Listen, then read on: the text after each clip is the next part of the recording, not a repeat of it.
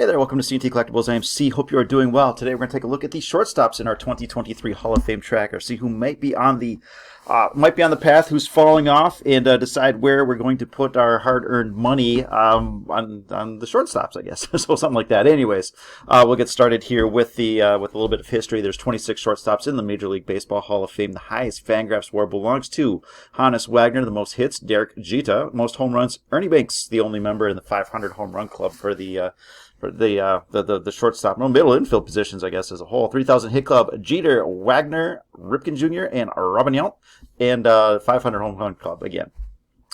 Just Ernie Banks. Okay, so the players that have been elected by the Baseball Writers Association of America post 1980, real murderer's row here. We've got some sluggers, we've got some defenders, a nice mix, but I think this gives us a better sense of what the voters are looking for. When you look throughout history, a lot of players that got in that probably wouldn't be getting in today. And again, replacement level players back in the day were not as good as what they are today. So these are probably the more relevant metrics that we're looking at. And what we see are players that you hit a major milestone, or you define the position as kind of generationally or whatever. So if you look at the number of All-Star games, it was a bit of a popularity contest back in the day. I don't know if you're going to see players with 15, 19, whatever, All-Star game appearances. But if you get up into the double digits, that's probably pretty good. If you're not doing that, then you better hit one of those milestones. But most of these guys are coming in between 60 and 70 wins above replacement. So that's kind of our marker. Can you get some hardware? Can you come in between 60 and 70 wins above replacement?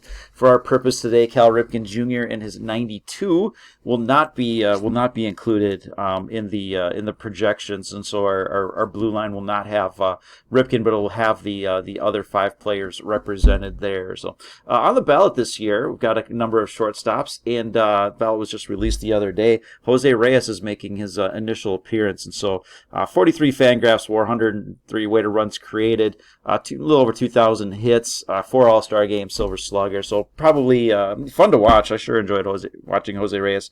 Had him on my fantasy teams for a number of years. He locked down the position.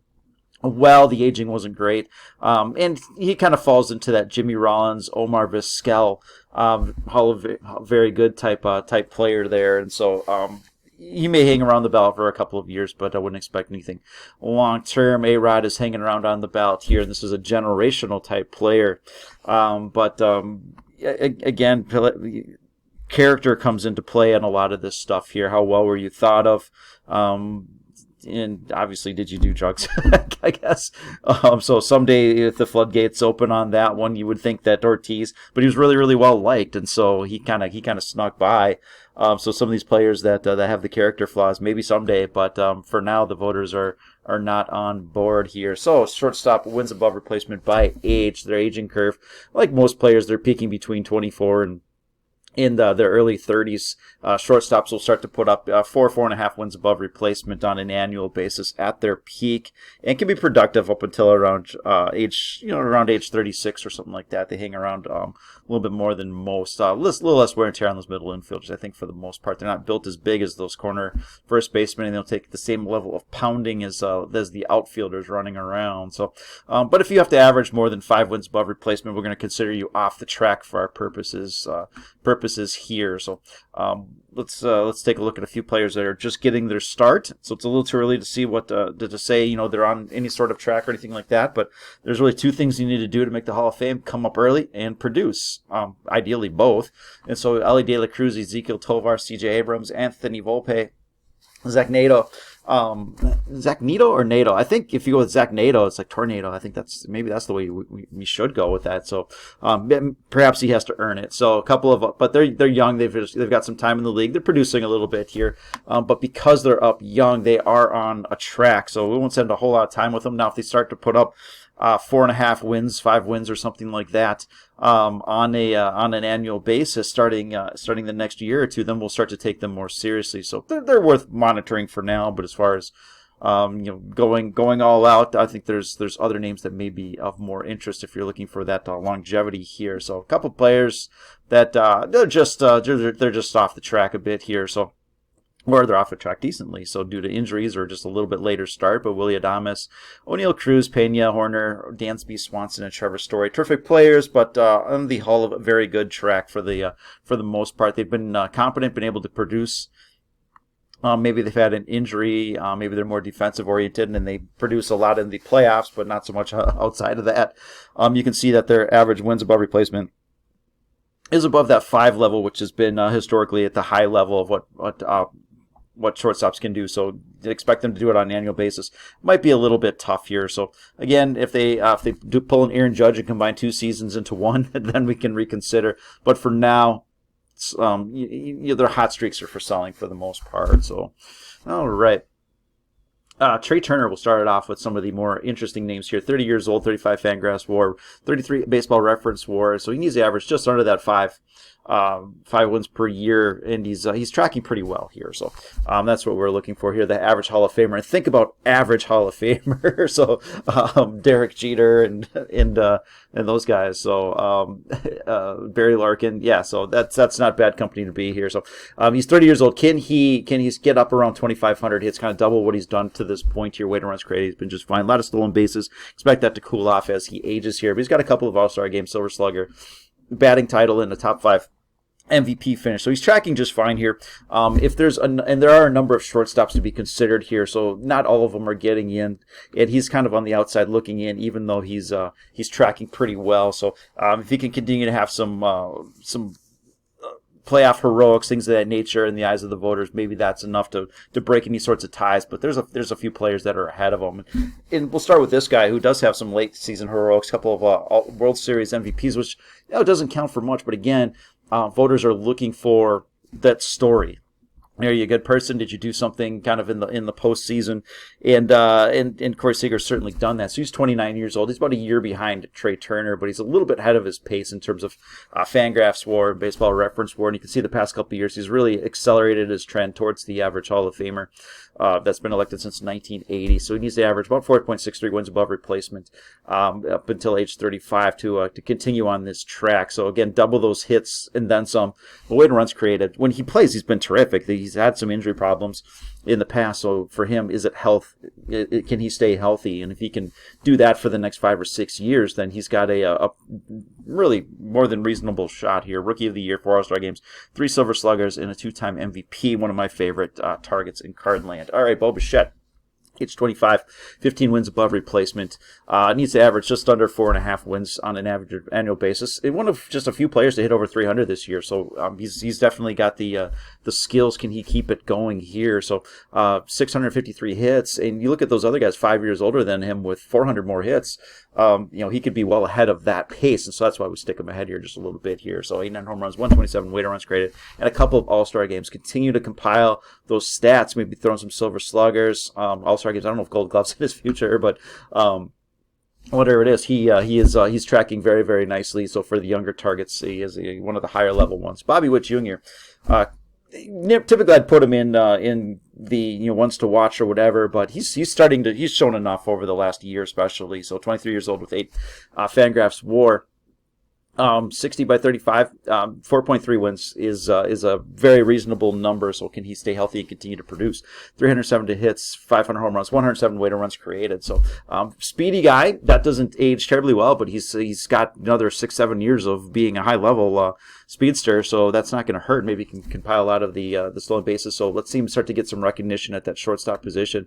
But he is on a very, very nice path here. So it is early, but if you're going to speculate, then this would be one of your higher level speculation targets. Xander Bogarts. So what I like when I'm getting into players instead of the speculative ones, what are the guys that are getting left in the dust? And so when I look at like the Bobby Witts of the day, it's like someone's going to come along in a few years, and even no matter how Bobby Witt does, and kind of push him aside in terms of relevance. And so that's the time to really pounce on a lot of those things. When they come out and they start producing and they're kind of new, people go nuts. And so when I look at players like Xander Bogarts, this is a track most of those guys would love to have,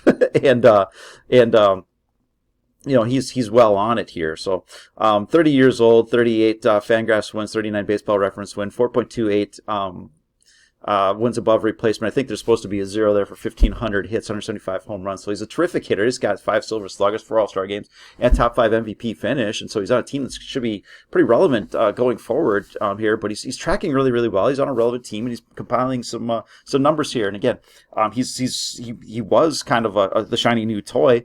But a lot of these other players coming up have kind of pushed him aside, and I think that makes him a pretty decent value here. So, all right, I don't know what to do with this guy here. So, 22 years old, needs to average under 4 wins on an annual basis. All right, his talent is generational. I don't think anybody is doubting that, and I'm not as well versed in the Dominican legal system as I probably need to be to get a clear picture of how this is going to play out here. But he sure is on a generational path. Wander Franco is. So I don't know how this plays out. He may never play again. But if he comes back, then this is a player that could be as good as there is in the game at that position. So full disclosure, I'm using this as a buying opportunity with fully realizing that everything I'm purchasing right now could be a 0, but the prices are about as low as I've seen. So taking a shot, and who knows how that plays out. But again, generational type player that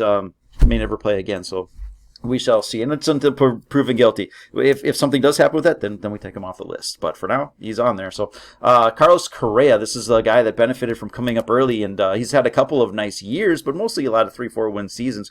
And again, that's how this kind of plays out. A lot of these players that are on the, they're kind of the average to below average Hall of Famer, but still Hall of Famer. They're going to have 2 or 3 monster seasons, and then they'll have a lot of 3 and 4s. And so that's what Correa has done. He's had a 5-win season. He's had a 6-win season, which is nice. And combine that with coming up early, that does put him on a nice track here. This past season was a bit of a dud.